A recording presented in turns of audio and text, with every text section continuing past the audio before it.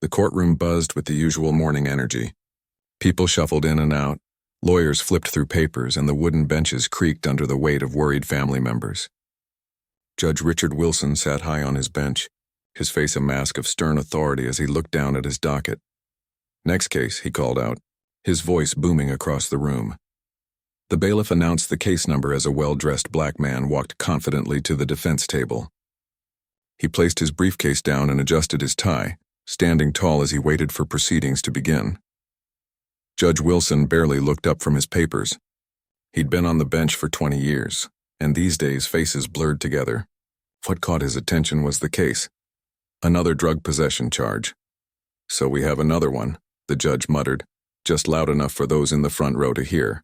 The courtroom fell uncomfortably silent. The judge's reputation for harsh sentencing was well known throughout the county, especially in cases like these. "Your Honor," the man at the table began. "If I could, I'll hear from you when it's appropriate." Judge Wilson cut him off sharply. "I see from the file this isn't your first time in my courtroom." The man blinked, confusion crossing his face. "Actually, Your Honor, I've seen too many repeat offenders come through here with excuses," the judge continued, his voice rising. "This community is sick and tired of the cycle. When will people learn?" The gallery stirred uncomfortably. A woman in the back row whispered to her neighbor. The court reporter's fingers hovered over her machine, eyes darting between the judge and the man. "Your Honor, there appears to be some confusion." The man tried again, his voice calm and measured despite the judge's tone. "The only confusion is why you people think the law doesn't apply to you," Judge Wilson said, flipping through papers without looking up. "I see the same faces, the same stories, the same neighborhoods. Well, not today." A side door opened and a harried-looking young woman rushed in with a stack of files. She approached the clerk and whispered urgently, pointing at the man standing at the table. The clerk's eyes widened as she quickly wrote a note and passed it to the bailiff. The man at the table stood patiently, his posture straight, eyes fixed on the judge. "Your Honor, if I may identify myself for the record?" "We know who you are," Judge Wilson waved dismissively. "Let's not waste the court's time." The bailiff approached the bench and handed the note to the judge, who glanced at it with irritation. As he read, the color drained from his face. His eyes shot up to really look at the man standing before him. The judge began, his voice suddenly uncertain. "Anthony Richardson, lead prosecutor for the county," the man said evenly. "I'm here representing the state in the Wilson drug trafficking case. I believe there's been a mix-up with the docket or perhaps the courtroom assignments." The silence that followed was deafening. The judge's mouth opened and closed like a fish out of water. The gallery erupted in hushed whispers. Judge Wilson cleared his throat, his face now flushed red. "There appears to have been an administrative error. My apologies, Mr. Richardson." Anthony nodded once professionally. "Of course, Your Honor, these things happen," but his eyes told a different story, one that said this wasn't the first time he'd been mistaken for a defendant. The young assistant district attorney who had rushed in moments before now approached Anthony, handing him a file and whispering an explanation. He listened, nodded, and turned back to the bench. "Your Honor, I'm informed the actual defendant is being brought up from holding. He was delayed due to a processing issue. With your permission, we can proceed once he arrives." Judge Wilson nodded stiffly, avoiding eye contact. "We'll take a 15-minute recess." He banged his gavel and stood quickly, retreating to his chambers. As the judge disappeared through the door behind the bench, the courtroom buzzed with conversation. Anthony calmly organized his papers, ignoring the stares and whispers. His assistant looked mortified. "I'm so sorry, sir," she said quietly. "I should have been here earlier to make the introductions." "Not your fault, Lisa," Anthony replied, his voice low. "This isn't about you." An older defense attorney from the public defender's office approached Anthony with a sympathetic expression. "That was ugly," he said. "You handled it with more grace than most would." Anthony offered a tight smile. "Just another day." "You should file a complaint," the defense attorney pressed. "Wilson's been getting away with this kind of behavior for years. The bias is obvious." "And what would that accomplish?" Anthony asked, arranging his files methodically. "I'm the lead prosecutor. I need to work with him every day. Besides," he added with a humorless laugh, "at least I can walk out of here freely. Not everyone has that privilege when they're misjudged." In the back of the courtroom, a young law student named David Chen watched the scene unfold with wide eyes. He was shadowing the public defender for the summer, getting his first real taste of the justice system. What he'd just witnessed shook him deeply. During the recess, he slipped out into the hallway and found a quiet corner to call his mentor. "Professor Rivera, you won't believe what I just saw," he said urgently into the phone. He recounted the incident in detail, his voice shaking with indignation. "Unfortunately, I do believe it," Professor Rivera replied after a long pause. "This is why I've been pushing for the Judicial Review Committee to take a closer look at sentencing disparities in that county." "But he's the lead prosecutor." "He wasn't even dressed like a defendant," David insisted. "And yet?" The professor let the words hang. When court resumed, Judge Wilson returned with a carefully composed expression. The actual defendant had arrived, a young white man in an orange jumpsuit who looked nervous as he took his place beside his attorney. Anthony presented the state's case flawlessly, as if the earlier incident had never happened. But something had shifted in the courtroom. The regular attorneys and court staff exchanged knowing glances. A few reporters scribbled notes furiously. As Anthony gathered his things at the end of the day's proceedings, he found Judge Wilson waiting for him in the empty hallway outside the courtroom. "Mr. Richardson," the judge began awkwardly. "About this morning." Anthony looked at him steadily, waiting. "A regrettable mistake," the judge continued. "I hope you understand the volume of cases we process." "It was nothing personal." "With all due respect, Judge Wilson, it felt very personal to me," Anthony replied quietly. "But more importantly, it made me wonder how many other people you've judged before really seeing them." The judge's face hardened. "I've served this community for 20 years. I follow the law. The law requires impartiality," Anthony said, "and dignity for everyone in your courtroom." He paused, then added, "The defendants who come through here, they notice how you look at them. Or don't look at them. They notice the assumptions, the different tones. They notice everything." Judge Wilson's mouth tightened. "Is this a threat, Mr. Richardson? Some kind of formal complaint?" Anthony shook his head. "No, Your Honor, just a conversation between colleagues. I'll see you tomorrow morning." He turned and walked away, leaving the judge standing alone with his thoughts. In his car, Anthony sat for a long moment before starting the engine.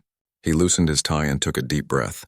On his phone, he saw 3 missed calls from the district attorney. Word traveled fast. There would be questions, awkward conversations, perhaps even calls for action against the judge. But Anthony knew the system well enough to know that one incident wouldn't change anything. Real change would require more than just exposing a single moment of bias.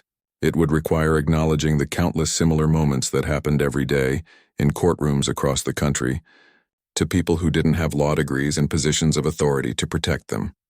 He started his car and headed home, already thinking about how to turn today's humiliation into tomorrow's opportunity for change. The fight would be long and difficult, but for the first time in years, he felt something unexpected. Hope that maybe, just maybe, people were finally starting to pay attention. By morning, the story had spread like wildfire through the courthouse. Anthony arrived to find hushed conversations stopping as he walked by. Some colleagues avoided eye contact, while others approached with awkward expressions of support. His phone hadn't stopped buzzing with notifications since he woke up. "You've gone viral," his assistant Lisa said, handing him a cup of coffee as he settled at his desk. "Someone in the gallery recorded the whole thing." Anthony closed his eyes briefly. "Of course they did." Lisa turned her tablet toward him. The video had over 200,000 views already.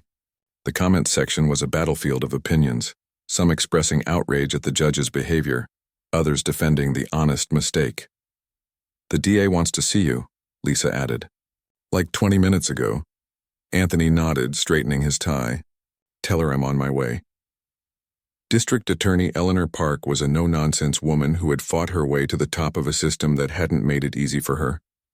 When Anthony entered her office, she was pacing behind her desk, phone pressed to her ear. "Yes, I understand the public interest, but no comment means no comment," she was saying. She motioned for Anthony to sit. "The integrity of our justice system depends on public trust, and we take any suggestion of bias very seriously. That's all for now." She hung up and sighed heavily. "CNN, they want an interview." Anthony raised his eyebrows. Things escalated quickly. You have no idea, Eleanor said, dropping into her chair. The mayor called. The state attorney general called. I've got the NAACP requesting a meeting and 3 civil rights attorneys circling like sharks. And Judge Wilson's clerk says he's called in sick today. Convenient, Anthony remarked. Eleanor studied him carefully. How are you doing with all this? Anthony considered the question. Honestly, I'm tired. Tired of being the only black lead prosecutor in this county. Tired of being mistaken for the defendant. Tired of having to be twice as polished, twice as prepared, just to get the same respect. I know something about that, Eleanor said quietly. But I'm also... Anthony paused, searching for the right word. Resolved. Maybe this happened for a reason. Eleanor leaned forward.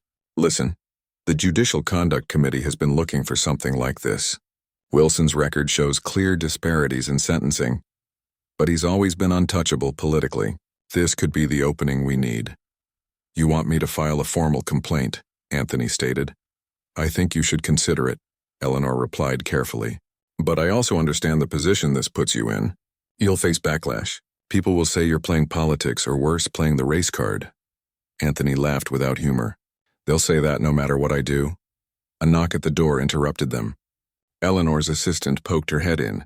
Sorry to interrupt, but Judge Harmon is requesting an emergency meeting of all department heads. And Anthony, your 10 o'clock hearing has been reassigned to Judge Chen's courtroom. After Eleanor's assistant left, Anthony raised an eyebrow. They're already shuffling my cases away from Wilson. Self-preservation, Eleanor said. The system protecting itself. She stood up and grabbed her jacket. Come on, let's see what Harmon has to say. The conference room was packed with department heads, senior attorneys, and court administrators. Chief Judge Harmon, a veteran jurist with a reputation for fairness, looked grave as he called the meeting to order. I'm sure you're all aware of the incident in Judge Wilson's courtroom yesterday. He began without preamble. The video has created a significant public relations challenge for our court system. Anthony felt eyes turn toward him. I want to be clear, Judge Harmon continued. This is not just about public relations. This is about fundamental fairness and respect in our courtrooms. I've spoken with Judge Wilson this morning, and he has agreed to take a 2-week administrative leave while we conduct a review. Murmurs spread through the room. Judge Wilson hadn't taken a day off in 5 years. In the meantime, Judge Harmon added, I'll be redistributing his caseload, and I'm instituting mandatory bias training for all judicial staff, effective immediately. After the meeting, Anthony was cornered by Thomas Reed, a veteran prosecutor known for his conservative views. This is getting blown way out of proportion, Reed said quietly. Wilson made a mistake. We all make mistakes, do we? Anthony challenged. When was the last time someone mistook you for a defendant, Tom? Reed shifted uncomfortably. Look, I'm just saying these things happen. It doesn't mean the whole system is racist. I never said it was, Anthony replied evenly. But when these mistakes consistently happen to certain people and not others, we need to ask why. As Anthony walked away, he noticed David Chen, the law student from yesterday, waiting near the elevator. Mr. Richardson? David approached nervously. I was in the courtroom yesterday. I'm interning with the public defender's office. Anthony nodded in recognition. What can I do for you? I was wondering. David hesitated. My constitutional law professor has been collecting data on sentencing disparities in this county for years. She has statistics, case studies, everything. Would that be useful to you? Anthony studied the young man's earnest face. It might be. Why don't you have her contact my office? David's face lit up. She will. Thank you, sir. Back in his office, Anthony found Lisa fielding a flood of calls. The Washington Post, the New York Times, and every local outlet wants a statement, she reported. And you've got 30 new emails from other black attorneys and judges sharing similar experiences. Anthony sat heavily in his chair, the weight of responsibility settling on his shoulders. His phone buzzed with a text message from his wife. Just saw the video. You okay? Proud of you for keeping your cool. Dinner at 7, no excuses. He smiled slightly at her message. A small reminder of normalcy in an increasingly surreal situation. Then his office phone rang. Lisa looked at the caller ID and her eyes widened. It's the governor's office, she whispered. As Anthony reached for the phone, he caught sight of his reflection in the window. The same face that Judge Wilson had looked at without seeing. The same suit that hadn't protected him from assumptions. He wondered how many others had stood before that bench, without his credentials or position to shield them, and felt the weight of those same assumptions determine their fate. "This is Anthony Richardson," he answered, his decision made. That afternoon, Anthony stood before a forest of microphones on the courthouse steps. Camera shutters clicked rapidly as he adjusted his papers. "Yesterday, in a courtroom where I have represented the state for 8 years, I was mistaken for a criminal defendant because of how I look," he began, his voice steady. "For me, it was a humiliating moment that has now gone viral. But for too many citizens, similar assumptions happen every day, and there are no cameras rolling. There are no viral videos. There is only the quiet impact of bias on their lives and their freedom." He looked out at the sea of faces watching him. "I am not here to call for anyone's resignation or to assign blame. I am here because this moment has created an opportunity for honest conversation and real change. Today I am announcing the formation of a courtroom equity task force, with the support of the District Attorney's Office and the State Bar Association. This task force will review courtroom procedures, judicial training, and sentencing patterns to ensure that justice in our county is truly blind." Questions erupted from the reporters, but Anthony held up his hand. "I became a prosecutor because I believe in the law. I believe in justice. And I believe that our system, for all its flaws, can be better. It must be better. Thank you." As he stepped away from the microphones, his phone buzzed again. It was a text from an unknown number. "Thank you for speaking up. My son got 10 years from Wilson for something the white kid before him got probation for. Same charge, same circumstances. Maybe now someone will listen." Anthony stared at the message, feeling the weight of all the cases, all the lives affected by the subtle and not so subtle biases that had gone unchallenged for too long. The road ahead would be difficult, the backlash certain. But for the first time in years, he felt like maybe, just maybe, real change was possible. Behind him, the courthouse loomed, a symbol of justice that too often fell short of its promise. But today, in the bright afternoon sun, it also felt like a place of possibility. One mistake captured on camera had cracked open a door. Now it was up to Anthony and others like him to push it wide open and let the light in. As he walked down the courthouse steps, a group of young law students, diverse in every way, stood watching him with something like hope in their eyes. Tomorrow's lawyers, tomorrow's judges, tomorrow's chance to do better. Anthony nodded to them as he passed. The real work was just beginning. 3 weeks after the incident, the initial media frenzy had died down, but the real work was proving far more challenging than the press conference. Anthony sat in a conference room surrounded by stacks of case files, statistics, and testimonials. The courtroom equity task force had received hundreds of stories from people who believed they had faced similar bias in Judge Wilson's courtroom, and others throughout the county. "The numbers don't lie," said Professor Rivera, the constitutional law expert who had been collecting data for years. She pointed to a chart displayed on the wall. "For identical charges, black defendants are receiving sentences averaging 40% longer than white defendants in Judge Wilson's courtroom. The disparity exists across the board, but it's most pronounced with drug offenses and nonviolent crimes." Anthony rubbed his tired eyes. "And how does this compare to other judges in the county?" "Wilson is the worst, but he's not alone," the professor replied, flipping to another slide. "We've got significant disparities with Judges Taylor, Michaels, and Bennett as well. All the old guard," noted Lisa, who had volunteered to help with the task force on her own time. The door opened, and Eleanor Park entered with a grim expression. "We've got a problem," she announced without preamble. "Judge Wilson is ending his voluntary leave tomorrow. He's coming back to the bench, and his first act will be to dismiss the task force as an unauthorized use of county resources." "He can't do that," Anthony protested. "We have backing from the Bar Association and the governor's office." Eleanor sighed. "Technically, he can. As chief criminal judge, he has authority over court operations. And he's secured backing from 3 other senior judges who see this whole thing as an attack on judicial independence. So they're circling the wagons," Professor Rivera said flatly. "That's not all," Eleanor continued. "I've been getting calls from certain donors and political figures suggesting that this crusade is damaging the reputation of our justice system and creating unnecessary division. Translation: back off or face consequences," Anthony said, Eleanor nodded grimly. Pretty much. Anthony stood and walked to the window, looking out at the city he'd sworn to serve. The courthouse clock tower was visible in the distance, a reminder of the institution he'd dedicated his career to. We knew there would be resistance, he said finally. The system doesn't change easily, especially when those in power benefit from keeping things as they are. So what do we do? Lisa asked. Just give up? No. Anthony turned back to the group, determination in his eyes. We adapt. If they want to shut down the official task force, we'll go unofficial. Professor, you're not bound by county rules. Can you continue hosting our meetings at the law school? Absolutely, she nodded firmly. Academic freedom has its benefits. And we still have the data, Anthony continued. If Wilson wants to shut us down, he'll have to explain why these numbers don't matter. Eleanor looked concerned. Anthony, be careful. This could affect your career. There are powerful people who want this to go away. I know, he acknowledged. But there are more powerful principles at stake.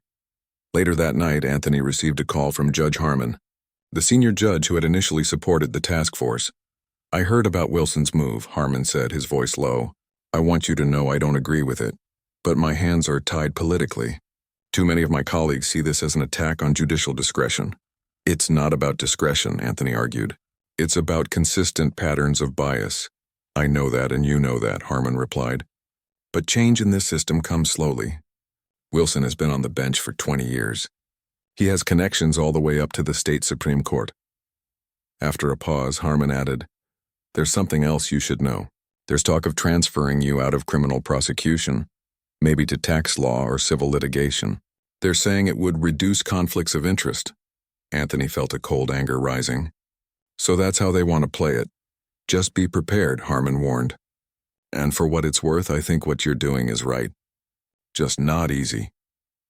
The next morning, Anthony arrived at the courthouse to find Judge Wilson holding court as if nothing had happened. The judge acknowledged him with a curt nod as Anthony presented a case. The proceedings were tense but professional. To the casual observer, it might have seemed like the incident had been forgotten. But in the corridors of power, a battle was brewing. After court, Anthony was called to a meeting with the county's chief prosecutor, Harold Wright, a politically connected veteran who rarely involved himself in day-to-day operations. Richardson, Wright began without pleasantries. You've stirred up a hornet's nest with this task force business. I've got judges calling me. The police union is upset, and the county commissioner is concerned about potential lawsuits if we start suggesting our own judges are biased. Anthony sat straight in his chair. With all due respect, sir, the data suggests there's a real problem that needs addressing. Wright waved his hand dismissively. Data can be interpreted many ways. Look, you're a good prosecutor with a bright future. Don't throw it away on a crusade. Is that a threat? Anthony asked quietly. Wright's expression hardened. It's advice. From someone who's navigated these waters for 30 years. He slid a folder across the desk. I'm reassigning you to the white-collar crime division effective immediately. It's a promotion technically.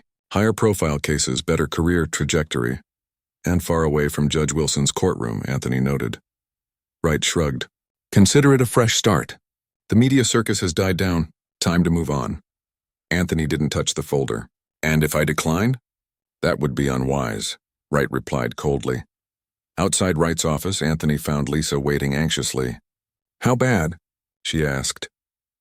They're trying to sideline me, Anthony replied, his voice tight with controlled anger. Transfer to white-collar crime. Away from the task force, away from Wilson. Lisa looked around to make sure they weren't overheard. David Chen called while you were in there. He says they found something big in Wilson's past cases. Really big. That evening, Anthony met David and Professor Rivera at a small coffee shop far from the courthouse. David nervously slid a file across the table. We've been combing through Wilson's past cases, he explained, specifically looking at comments made during sentencing. And we found a pattern. Professor Rivera nodded. In cases with similar facts, there's a clear difference in the language Wilson uses. For white defendants, he talks about mistakes, second chances, and rehabilitation.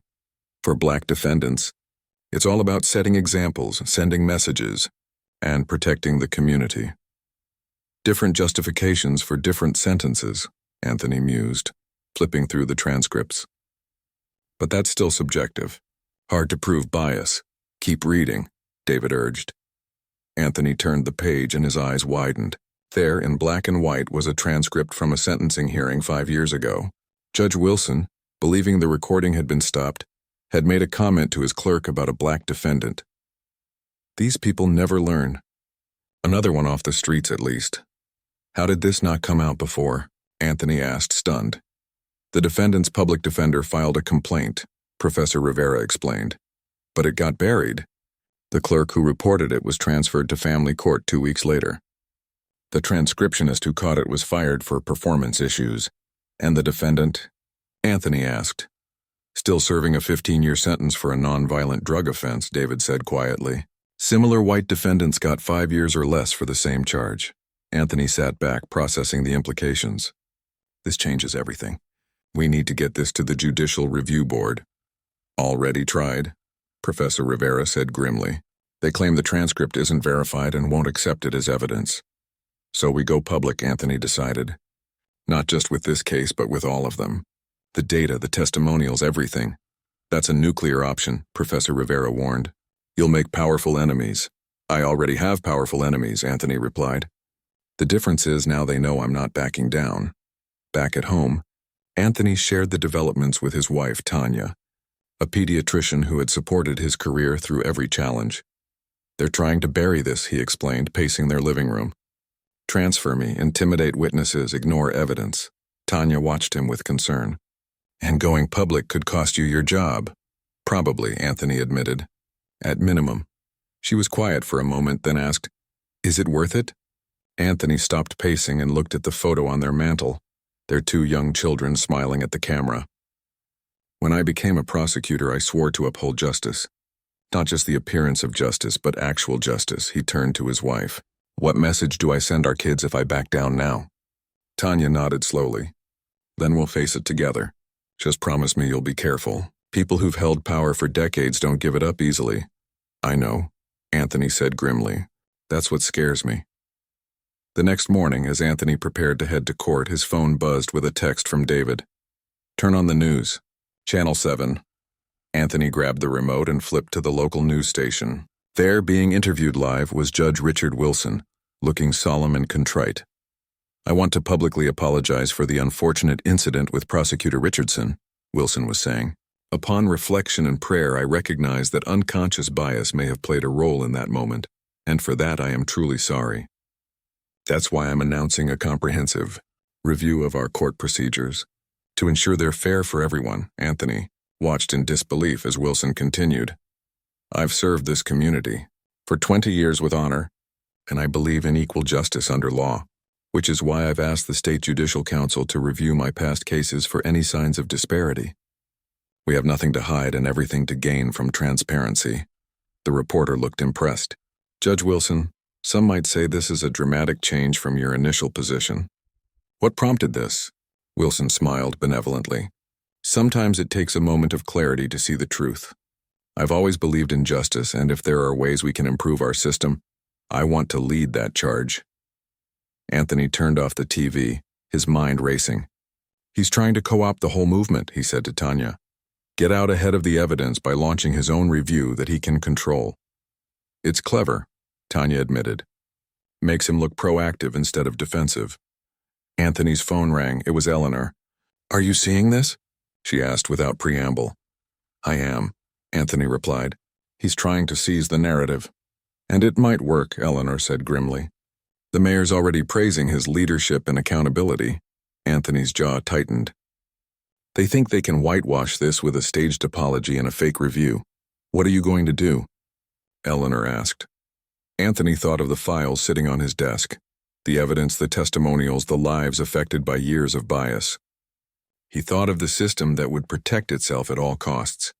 And he thought of his children watching to see if justice was real or just a convenient fiction. The truth, he said firmly. I'm going to tell the truth no matter what it costs. The press conference room was packed, every seat taken and reporters standing along the walls. Anthony stood at the podium, flanked by Professor Rivera, David Chen, and 3 former defendants who had agreed to share their stories. Conspicuously absent was Eleanor Park, The district attorney had been called to an emergency budget meeting that morning. 2 days ago, Judge Wilson announced his own review of courtroom procedures. Anthony began, his voice steady. I applaud any genuine effort toward equity in our justice system. However, the time for internal reviews and closed-door committees has passed. The public deserves to know the truth about what's been happening in our courtrooms. He gestured to the screen behind him, where the data from Professor Rivera's research was displayed in clear, undeniable charts. These numbers tell a disturbing story. In Judge Wilson's courtroom and several others in our county, defendants of color consistently receive harsher sentences than white defendants for identical crimes. This isn't about individual cases or isolated incidents. This is about a pattern that has persisted for years, affecting thousands of lives. Anthony paused as cameras flashed and reporters scribbled notes, but numbers alone don't tell the human story. He turned and introduced the 3 former defendants, a young Hispanic woman, an older black man, and a middle-aged Asian man. One by one, they stepped forward to share their experiences of facing Judge Wilson in court. He never looked me in the eye, said the woman, her voice trembling slightly. Not once during my entire trial. And when he sentenced me to 5 years for a first-time offense, he talked about making an example of me. The older man's story was even more stark. The white guy before me had the exact same charge, even more product on him. Judge gave him probation, said he deserved another chance. Gave me 7 years, said the community needed protection from people like me. As the testimonials continued, Anthony noticed movement at the back of the room. Harold Wright had slipped in and was watching with a thunderous expression. Beside him stood Judge Wilson himself, arms crossed and face dark with anger. Anthony continued undeterred. We also have evidence of concerning comments made by Judge Wilson when he believed he wasn't being recorded. He detailed the "these people never learn" incident, noting that 2 court employees had faced professional consequences after reporting it. A reporter raised his hand. Mr. Richardson, these are serious allegations against a sitting judge. Aren't you concerned about the impact on your career for going public like this? Anthony took a deep breath. I became a prosecutor to serve justice, not my career. If speaking the truth comes with consequences, I'm prepared to face them. Another reporter called out, Judge Wilson is actually here. Judge, would you care to respond?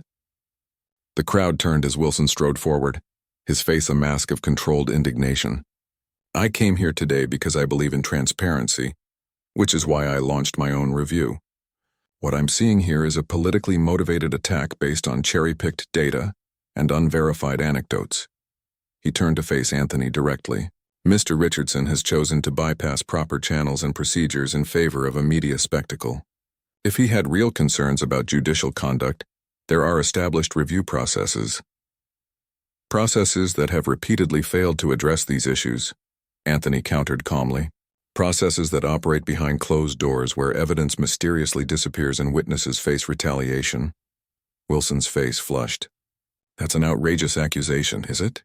Anthony stepped away from the podium, handing a folder to the nearest reporter. This contains documentation of 12 formal complaints filed against Judge Wilson over the past decade. All dismissed without investigation. All filed by attorneys representing defendants of color. The press room erupted with questions. In the chaos, David Chen approached Anthony with a worried expression. County Commissioner Taylor just arrived with the sheriff, he whispered urgently. They looked serious. Sure enough, Commissioner Taylor was making his way to the front of the room, accompanied by Sheriff Donnelly. The commissioner raised his hands for quiet.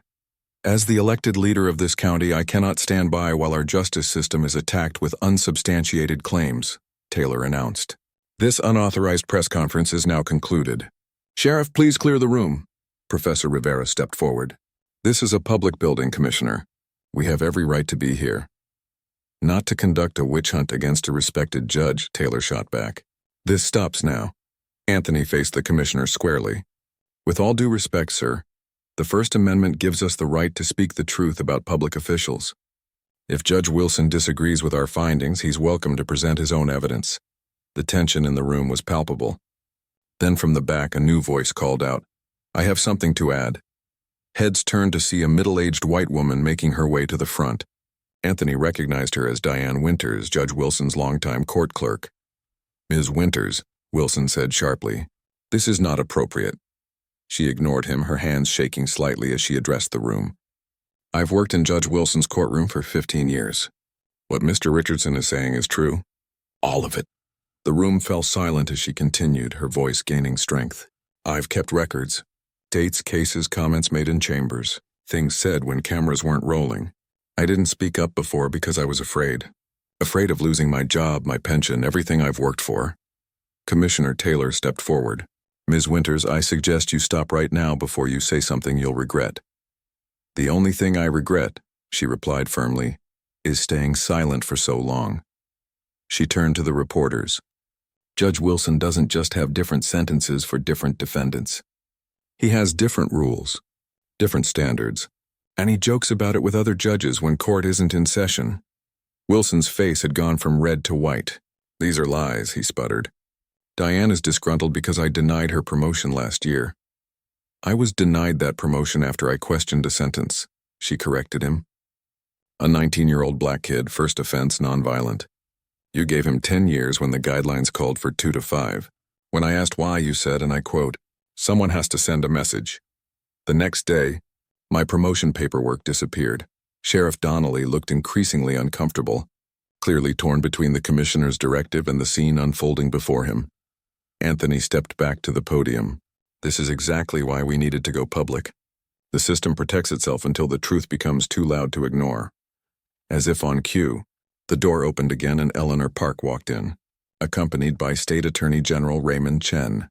The room buzzed with new energy. Commissioner Sheriff. Chen nodded crisply. My office has been monitoring this situation closely. In light of the evidence being presented, I'm announcing that the state will conduct a full, independent review of sentencing patterns in this county. He turned to Anthony. Mr. Richardson, I'd like you and your team to meet with my staff this afternoon. We'll need all your data. Commissioner Taylor looked stunned. Attorney General, this is a county matter. Your office has no jurisdiction. When there are allegations of systematic civil rights violations, my office absolutely has jurisdiction, Chen interrupted coldly.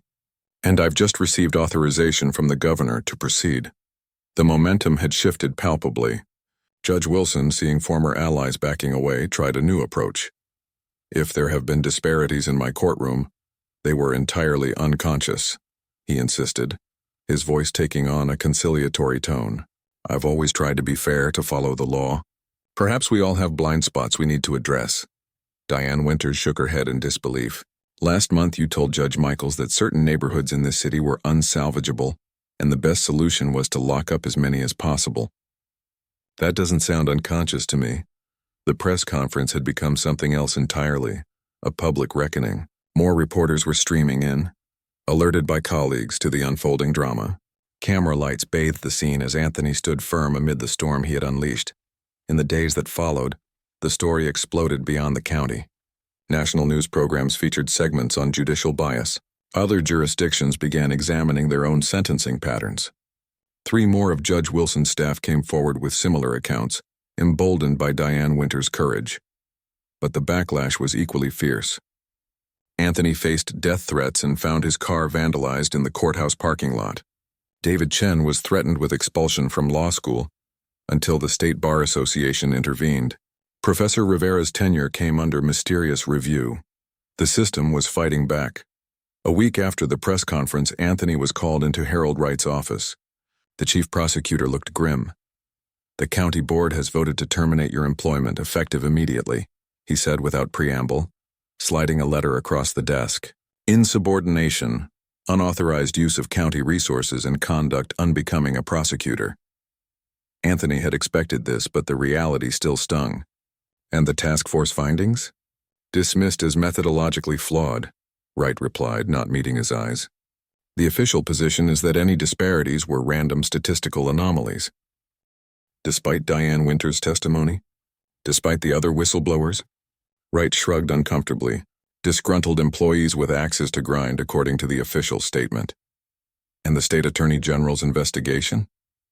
At this, Wright looked genuinely troubled.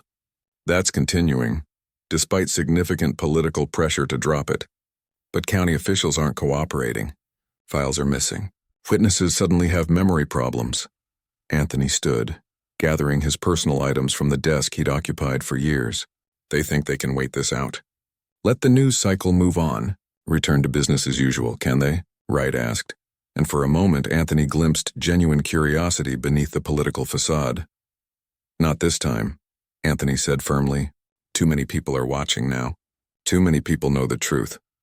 As he walked out of the prosecutor's office for the last time, carrying a box with his belongings, Anthony found the hallway lined with colleagues. Some turned away, afraid to be associated with him, but many nodded respectfully or whispered words of support. Lisa waited by the elevator, her eyes red but her posture defiant. "I handed in my resignation this morning," she announced. "Got a job offer from the Attorney General's office. They're building a civil rights division focused on judicial reform, and they want people who aren't afraid to speak up." Anthony smiled, feeling a weight lift slightly. "You'll be perfect for that." "They want you too," she added. "As soon as the dust settles. Said to tell you the door's open when you're ready." Outside the courthouse, Anthony was surprised to find a small crowd gathered. Law students, community activists, families of defendants, and ordinary citizens held signs reading, "Equal justice under law," and "Thank you for speaking truth." As he approached, they began to applaud. David Chen stepped forward. "We wanted to show you that you're not alone," he said simply. "And this is just the beginning." Anthony looked at the diverse faces before him, then back at the courthouse where he'd spent his career fighting for justice, sometimes within the system, now from outside it. The path ahead was uncertain, but for the first time in this long battle, he felt something more powerful than hope. He felt certainty, the certainty that comes from knowing that once the truth is spoken, it cannot be unspoken. That some changes, once begun, cannot be stopped. The courthouse clock began to chime the hour, the sound echoing across the square. A new day was beginning. 1 year later, Anthony sat in a crowded auditorium at the State Judicial Center, watching as 20 new judges took their oath of office. The group was notably diverse: 11 women, 9 people of color, ages ranging from 35 to 62. Among them was David Chen, who had fast-tracked his legal career after the events that became known simply as the Wilson case. "Never thought I'd see this day," murmured Professor Rivera, seated beside Anthony. "The old guard must be having collective heart attacks." Anthony smiled slightly. Change happened slowly, then all at once. The past year had been a whirlwind of challenges and victories. After his firing, Anthony had briefly considered private practice, but the Attorney General's offer had proven too meaningful to refuse. As the new special counsel for judicial integrity, he now led a team investigating sentencing disparities across the state. The findings had been even more disturbing than anyone anticipated. Judge Wilson wasn't an outlier. He was merely the most blatant example of a systemic problem. In 12 counties, the data showed clear patterns of bias, affecting thousands of cases over decades. The political establishment had fought back fiercely. There were smear campaigns, budget cuts, even an attempt to disband the special counsel's office entirely. But public opinion had shifted decisively. The stories of those affected by biased sentencing, told in community meetings, newspaper articles, and a powerful documentary series, had humanized the statistics. When the state Supreme Court finally ruled that sentences showing clear statistical bias could be appealed and reconsidered, the floodgates opened. Hundreds of cases were now under review, with dozens of people already released or resentenced. Judge Wilson himself had resigned rather than face a judicial conduct hearing, maintaining his innocence while citing health concerns. 3 other judges had followed suit. The rest were now required to undergo regular bias training and have their sentencing patterns monitored for disparities. "Did you see who's here?" Lisa whispered, nodding toward the back of the auditorium. Anthony turned to see Diane Winters, the court clerk whose testimony had broken the case open. After being fired for disloyalty, she had become an advocate for court transparency, testifying before the state legislature about the need for reforms. The ceremony concluded with the Chief Justice addressing the new judges.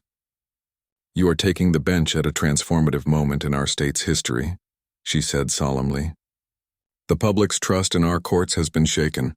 It is your responsibility to restore that trust through your actions, your decisions, and your commitment to equal justice under law." After the ceremony, Anthony found himself surrounded by well-wishers and supporters.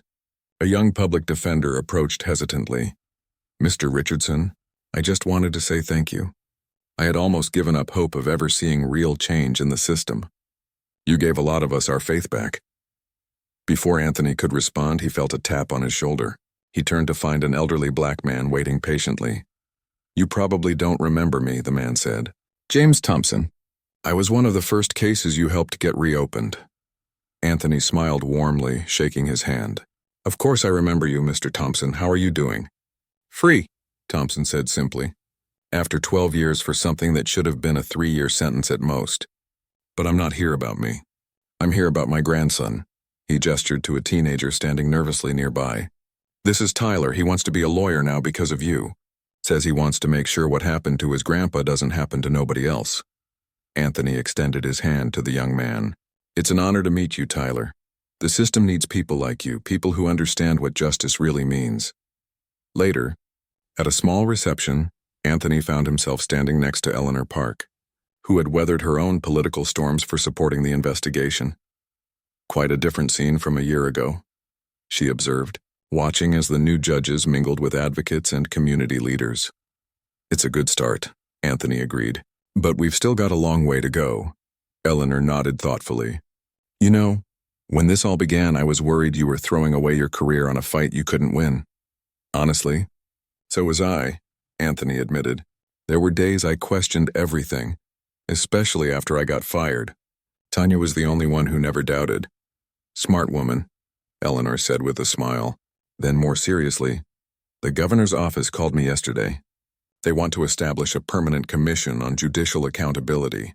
They want you to head it." Anthony raised his eyebrows. "The same governor who tried to shut down our investigation 6 months ago." "The same governor who's up for re-election and has seen the polls," Eleanor replied dryly. "Turns out justice reform is popular with voters across the political spectrum." "Who knew?" "Politics," Anthony shook his head, amused despite himself. "So will you take it?" Eleanor pressed. Anthony looked around the room, at David Chen in his new judge's robes, at Professor Rivera deep in conversation with the Chief Justice, at Diane Winters showing a group of law students her documentation system that had broken open the case, at Lisa coordinating with community advocates about the next round of appeals, a movement that had begun with one humiliating moment in a courtroom had grown into something powerful enough to change an entire system. Yes, he decided, but with conditions. The commission needs real teeth, subpoena power, an independent budget, and direct reporting to the public, not just to politicians. "They won't like that," Eleanor warned. "Then they can find someone else," Anthony said firmly. "I didn't come this far to settle for symbolic gestures." As the reception wound down, Anthony's phone buzzed with a text from Tanya. "How did it go? Kids want to know if you met any famous judges." He smiled, typing back, "Went great. No famous judges yet, but maybe some future ones. Tell the kids I'll be home soon to tell them all about it." Outside, the evening was warm, the city lights beginning to twinkle in the dusk. Anthony paused on the steps of the Judicial Center, the same building where Judge Wilson had presided for so many years. The bronze words above the entrance caught the last rays of sunlight. "Equal justice under law." For too long, those words had been a promise unfulfilled, a principle proclaimed but not practiced. Now perhaps they could begin to become reality. As Anthony descended the steps, he noticed a group of law students gathered nearby, watching him with unmistakable admiration.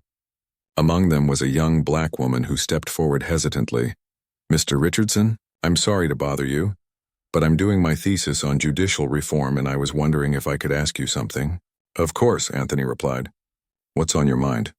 "Everyone talks about that day in the courtroom as the catalyst for all this change," she said. "But what I've always wondered is, would you have done the same if it hadn't happened to you personally? If you just heard about it happening to someone else?" It was a thoughtful question, one that Anthony had asked himself many times over the past year.